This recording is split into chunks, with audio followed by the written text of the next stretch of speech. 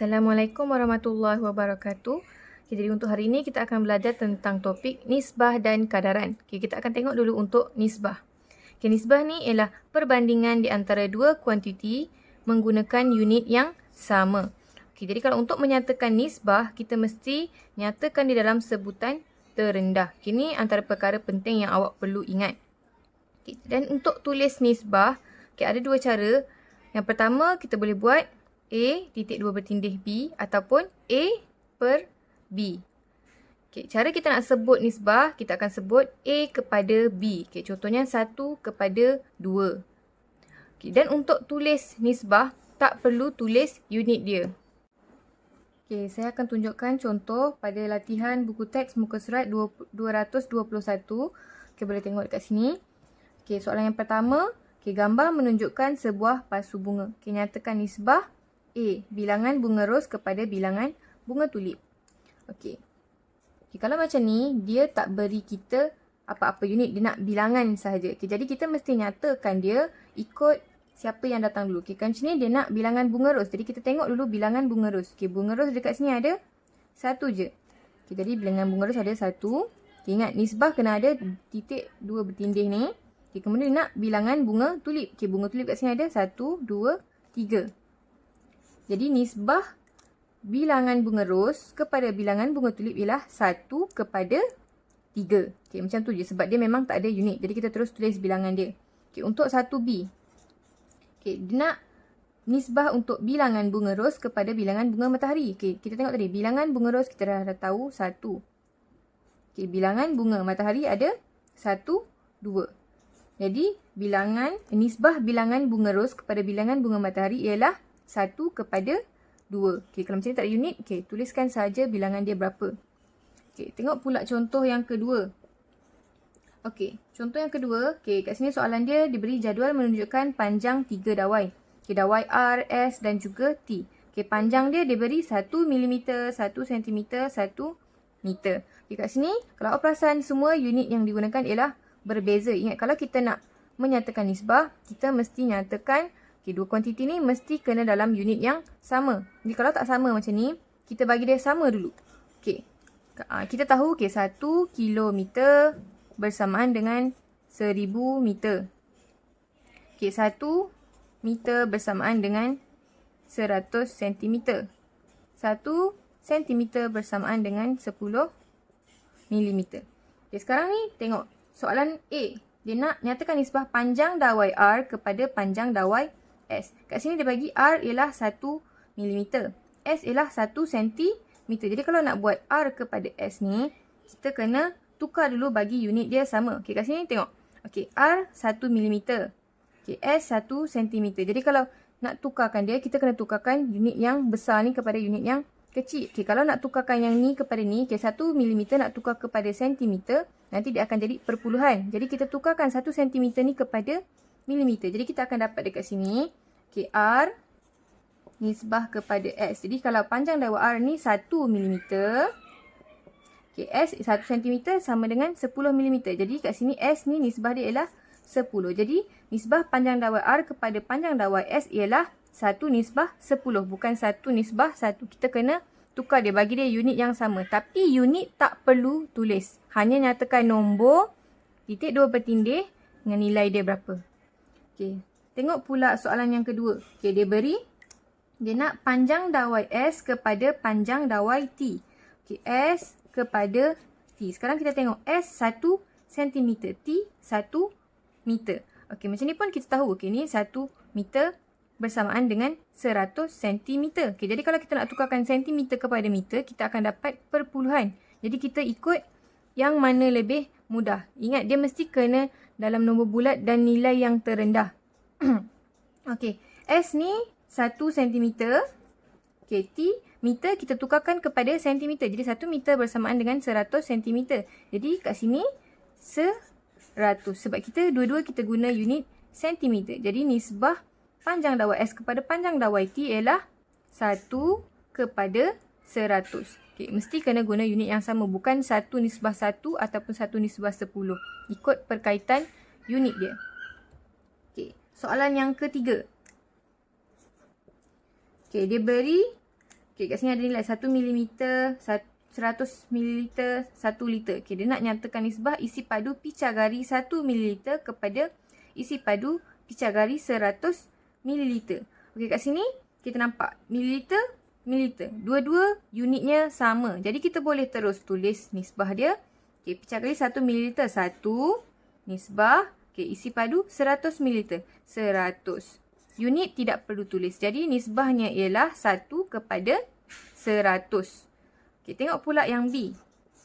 Isi padu picagari 1 ml kepada isi padu beg cecair 1 liter. Okay, dekat sini unitnya tak sama. Mililiter dan juga liter. Jadi kita tahu okay, 1 liter bersamaan dengan 1000 mililiter. Okay, jadi kat sini kita boleh tukarkan liter ni kepada mililiter untuk bagi dia unit yang sama. Kita tapi tidak perlu tulis unit dalam nisbah. Okay, jadi ni 1 mililiter. Okay, 1 liter ni bersamaan dengan 1000 mililiter. Jadi kita tuliskan 1000 nilai dia. Okay, unit sama mililiter, mililiter. Bukannya 1 nisbah 1 tetapi nisbahnya ialah 1 kepada 1000. Untuk kadaran, okay, kadaran ni kita nak membandingkan antara dua kuantiti yang berlainan unit. Yang mana kita boleh cari nilai satu objek dahulu menggunakan kaedah unitari. Okay, kaedah unitari ni ialah nilai ataupun kuantiti per unit. Okay, cara kita nak cari kadaran, okay, cari nilai untuk satu dahulu baru kita cari nilai yang seterusnya. Kita akan cuba buat latihan pada buku teks muka surat 225. Okay, saya akan tunjukkan cara nak buat untuk soalan 1 dan juga 2. Okay, untuk soalan 1A. Okay, soalan pertama, dia tanya, okay, kakak saya membeli 4 meter tikar getah. Jumlah harganya RM32. Okay, soalan A. Berapakah harga 6 meter tikar getah yang sama? Okay, ingat, kalau dia nak cari macam ni, kita mesti kena cari nilai 1 dahulu, baru nilai yang seterusnya. Okay, jadi langkah yang pertama, cari dulu nilai 1. Okay, dia bagi kita kat sini 4 meter bersamaan dengan RM32. Okay, jadi kita cari dulu 1 meter ni dapat berapa. Okay, jadi kalau untuk cari 1, daripada banyak nak cari 1, kita kena bahagi. Jadi RM32 ni kita bahagikan dengan 4 supaya kita dapat tahu 1 meter ni berapa ringgit. Okay, jadi kita buat okay, 32 bahagikan dengan 4. Okay, 4 darab berapa? 3 tak ada. Kita boleh ambil 32. 4 darab 8, 32. Jadi kita tahu dekat sini 1 meter ni bersamaan dengan RM8. Okey. Kita dah tahu 1 meter bersamaan dengan RM8. Sekarang ni dia nak cari pula untuk 6 meter. Jadi tengok 6 meter bersamaan dengan berapa ringgit? Okey, tadi kita dah tahu 1 RM8. Jadi kalau nak cari banyak kita kena darab pula. Jadi RM8 darabkan pula dengan 6. Jadi 8 darab 6 kita akan dapat 48. Okay, jadi kita tahulah kat sini kalau 6 meter bersamaan dengan RM48. Okey, tengok pula 1B. Okey, dekat sini ditanya berapakah panjang tikar getah dengan jumlah harga RM96. Okey, tadi daripada yang atas ni kita dah dapatkan. Okey, 1 meter bersamaan dengan RM8. Okey, RM8 bersamaan dengan 1 meter. Terbalik, sorry. Okay, RM8 bersamaan dengan 1 meter. Okey, sekarang dia nak RM96 ni berapa meter? Okey, kita tahu okay, 1, 8. Jadi kalau nak cari banyak pergi kepada 1, kita kena bahagi. Jadi RM96 ni kita bahagikan dengan 8. Okey, jadi boleh buat 96 bahagikan dengan 8. 8 darab 1. 8, okay, 9 tolak 8, 1, bawa turun 6, 8 darab 2, 16, tolak 0, 0. Jadi kita akan dapat 12 dekat sini. Maksudnya, RM96 ni boleh dapat 12 meter. Okay, soalan 2 pula. Okay, dia beri kat sini 6 kotak berjisim 180 gram. Okay, soalan A, berapakah jisim 5 kotak berjirim yang sama?